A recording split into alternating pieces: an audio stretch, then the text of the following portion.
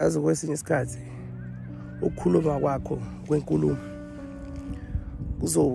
depend ukuthi wena ukhuluma kanjani, ufike ngokukhuluma kunjani kubantu.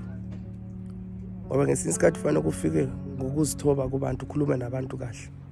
Ungafiki udilika kuphela kubantu ngoba kufanele ufunde elimini lakho ukuthi ukhuluma nabantu kanjani. The way you expose yourself towards the people, the way i-character yakho ingakhona, kufanele kuhlale kunjalo kubantu. Kodwa ngesinye isikhathi ukuthi ufika kubantu udilika kuphela, believe me, abantu ngeke bayithathele ekhanda indaba ozoyikhuluma ngoba ufike nge-attitude kubantu.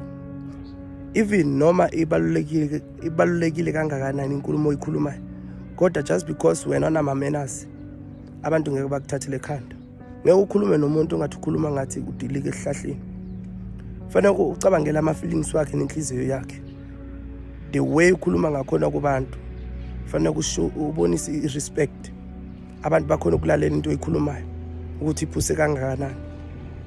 Ngiyabonga, God bless you.